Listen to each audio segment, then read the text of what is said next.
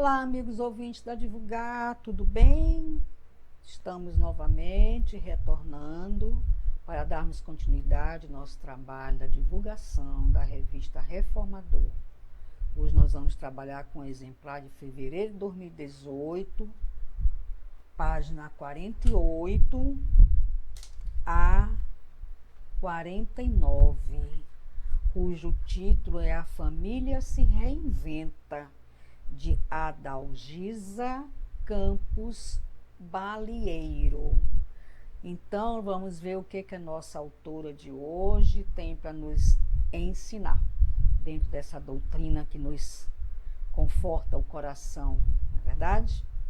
Então, ela começa assim: não são os da consanguinidade os verdadeiros laços de família, e sim os da simpatia e da comunhão de ideais, os quais prendem os espíritos antes, durante e depois de suas reencarnações. Segue-se que dois seres nascidos de pais diferentes podem ser irmãos pelo espírito, do que se o fossem pelo sangue.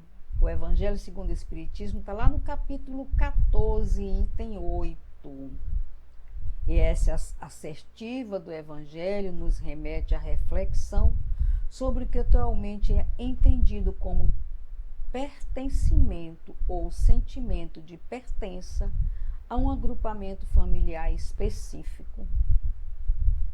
E nesse sentido, Kardec, já no século XIX, alertava para a importância de se ampliar as concepções de família, concebendo-a não somente a partir dos laços consanguíneos, como pressupunha a proposta da família nuclear burguesa ou econômica, mas pelo estabelecimento de critérios que impulsionam as pessoas a se sentirem pertencentes, ou seja, dizerem qual agrupamento humano próximo se constitui como sua família.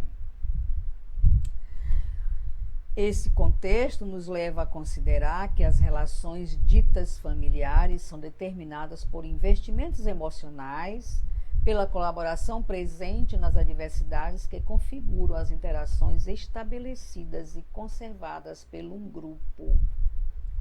E nesse item, o codificador faz referência à existência de vínculos de antipatias, de estranhamento, que podem configurar conflitos familiares sérios, embora não signifique dizer que o sentido do pertencimento não possa estar presente.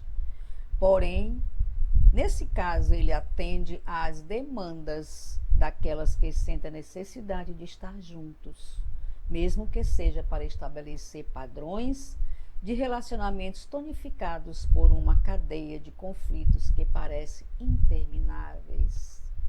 Quem não conhece famílias que vivem eternamente em conflitos? Quem não conhece familiares que são narcisistas, que te traz na mão a ferro e fogo, que te manipula? São inimigos nossos de vidas passadas, ou devedores de vidas passadas, ou nós somos devedores deles, ou eles da gente, mas a gente tem alguma coisa em comum em referente a equívocos. É raro você encontrar uma família perfeita, a família, como eu costumo dizer, a família manteiga, né? Da propaganda da televisão. Não existe. Quem fala a minha família é perfeita, a minha família não tem atrito, a minha família resolve tudo no diálogo, a minha família é isso e aquilo, está enganando a si próprio. Não existe. É raro uma família manteiga delícia. A minha não é. A minha é a família normal. Tem brigas, tem pazes, tem chateações, tem amores, entre tapas e beijos. A gente convive, a gente busca melhorar. Não foi à toa que nós viemos juntos, né? Se fosse uma família perfeita, eu não precisaria mais voltar aqui no plano terrestre. Então, a minha é a família perfeita, aquela que tem altos e baixos, que tem dias de sol, dias de chuva, dias com trovões e relâmpagos, dia de paz, dia de abraços, dias de beijos, dias de afastamento. Essa é a família que está nesse planetinha Terra. As outras é só o que está na cabeça. É o que a gente gostaria que fosse, mas na realidade não é. Então, não se iludam, não nos iludamos com famílias perfeitas, porque não existe. Continuando a nossa leitura, bem interessante essa leitura de hoje, ela nos mostra a nossa realidade, né? Bem interessante mesmo. E ao adotarmos critérios de pertencimento, como cuidados, afeto e proteção, para analisar as constelações e arranjos familiares, já que são modos de vida, conceito de família desajustada, perde seu sentido à medida que ela se encontra diretamente relacionado ao ideário da família burguesa, constituindo assim a família perfeita, entre aspas. Referindo-se especificamente ao ideário perdido que precisa ser retomado, porque conforme a família nuclear burguesa, famílias ajustadas são aquelas ligadas por laços de sangue que estabelecem papéis sociais e de gênero, isto é, produzem significado do que seja uma boa mãe, um bom pai, um bom filho, desqualificando aquilo que as pessoas apresentam em suas condições de ser, sejam essas condições afetivas ou de recursos financeiros. Soma-se a isso a negação. Soma-se a isso a negação da história particular de cada um. Todos nós temos uma história particular, né? Como do coletivo de humanos que se agrupa sob o mesmo teto. Gente, não podemos viver esse mundo de ilusão, de dupla vida, né? Dupla família. Passar a imagem para fora de que a minha família é perfeita. Não existe. Não existe família perfeita. Infelizmente, ainda não. Nós estamos aqui para nos ajustar, para nos entendermos, para resgatarmos débitos, para dissolver equívocos e voltarmos melhor do que nós chegamos. Essa é a realidade da família hoje no planetinha azul. E que bom que a gente se encontra, que a gente se aceita como mãe, como filho, como esposo e como esposa, como genro, como nora, a gente se aceita, né? Porque existe um planejamento, e aí a gente tem a oportunidade de resgatar os nossos equívocos. Mas não finjamos, porque a gente engana a si próprio. Mas lá em cima está tudo escrito, né? Então, para que a gente se enganar? Eu agradeço todo dia a Deus a família que eu tenho, os filhos que eu tenho, os netos que eu tenho, porque eu tenho certeza absoluta que eu os quis como filhos e eu os quis como os netos. E eu tenho certeza absoluta que nós estamos aqui para resgatar os nossos equívocos. E eu espero em Deus que nós consigamos, pelo menos, resgatar um terço das nossas dívidas uns com os outros. Essa é a verdade. Continuando, a atitude criteriosa em relação à análise das relações familiares considera necessariamente o lugar social em que a família realiza sua existência. Nesse sentido, não seria contraditório apontarmos se um dado agrupamento familiar que vive num território de violência apresenta relações conflituosas e que, por vezes, violentas, possa perfeitamente estar ajustado à rede da socialização mais próxima, ou seja, à comunidade. E nesse caso, cabe perguntar quem é que estaria com problemas e se esses problemas sociofamiliares verificados seriam apenas uma resposta ou adaptação ao seu meio social. O que estamos querendo dizer é que ao adotarmos os critérios de família ajustada ou de família desajustada, estabelecemos critérios a partir de parâmetros eleitos por nós, parâmetros que não raras vezes se ancoram no conceito da família nuclear burguesa, desconsiderando o fato de que se dois seres estão apresentando dificuldades interacionais, inicialmente precisamos identificar quais suas reais necessidades e quais instrumentos e investimentos deverão ser feitos para auxiliá-los, entendendo que as contingências em que se encontram são humanamente tecidas e humanamente resolvidas, considerando que somos seres sociais e o nosso fazer expressa o meio social em que se vive. Essa é uma realidade impressionante. Eu bato nessa tecla que nós precisamos aceitar os nossos familiares com as virtudes e com os defeitos e não camuflarmos, né? A gente cria na cabeça um tipo de família que ainda não é desse mundo, desse momento. Um dia será a família perfeita, mas ainda não, né? E aí eu volto a bater na tecla, que bom que nós nos reencontramos, que bom que nós aceitamos o desafio de estarmos juntos nessa encarnação. Que bom. Eu agradeço novamente, eu repito todos os dias, os espíritos que eu recebi como filhos e como netos, porque eu sei que eu não estou conseguindo resolver as minhas questões com eles, nem eles comigo, todas, mas algumas a gente já consegue, não é verdade?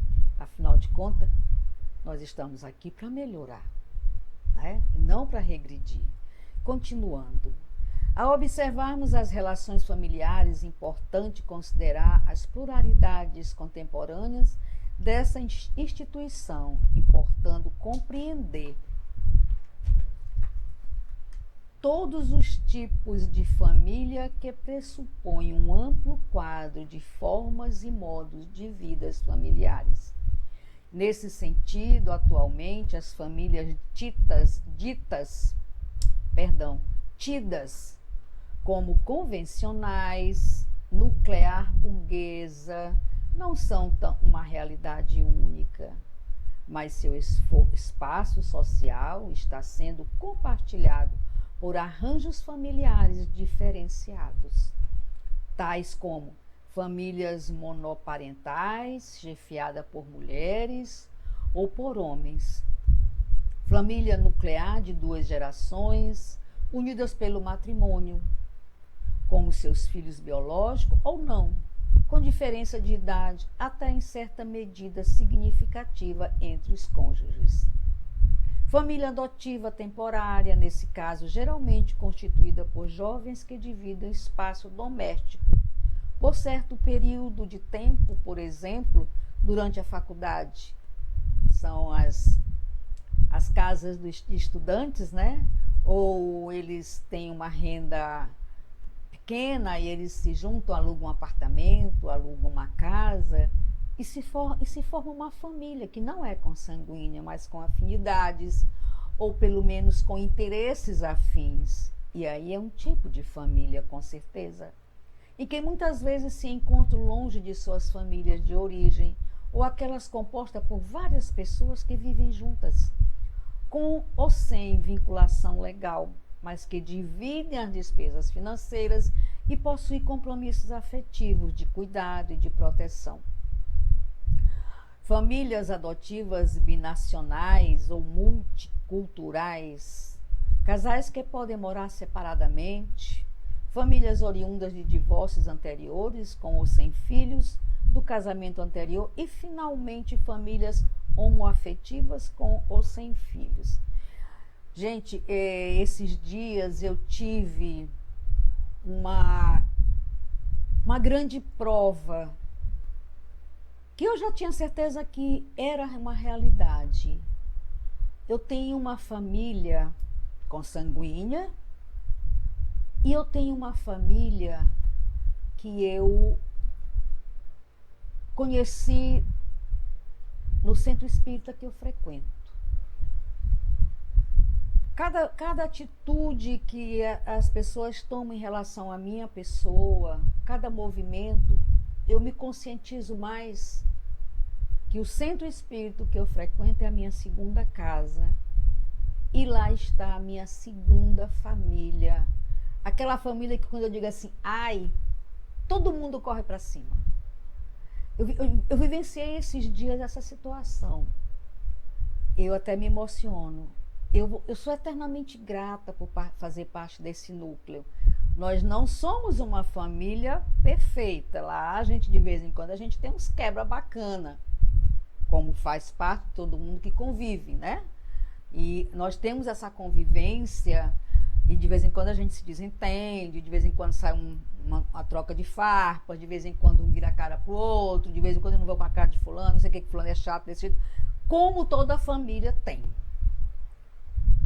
E aí eu analisando essa situação, dessa convivência com os meus parceiros de interesses espirituais, né? A gente está lá trabalhando, se encontra para confraternização.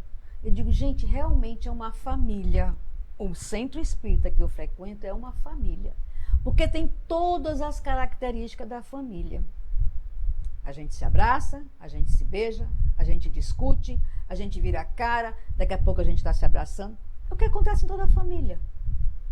Mas quando a gente diz assim, oi, socorro, cara, tenha certeza absoluta que eu nunca vou ficar sozinha.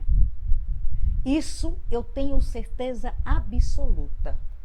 Principalmente, eu já tinha tido outras experiências, mas essa última que eu tive, a necessidade que eu tive desses irmãos do centro que eu frequento, hoje eu tenho certeza absoluta que eu posso contar com eles a qualquer momento do dia ou da noite, em qualquer situação. Graças a Deus, eu tenho essa segunda família. Agora eu me sinto segura. Eu já tinha certeza, porque como eu falei, eu já tinha vivenciado algumas situações com esses membros do centro que eu frequento. Eu nunca fiquei só, mas essa situação que aconteceu recentemente, hoje eu não tenho dúvida, eu não estou só. Que bom, né? Que eu tenho essa outra família. E que família!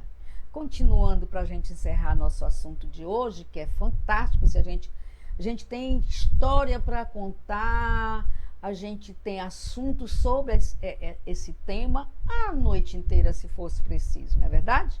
Mas a gente tem tempo, né? Precisamos encerrar nossa palestra de hoje. Aliás, a nossa reflexão. Quem sou eu para fazer palestra?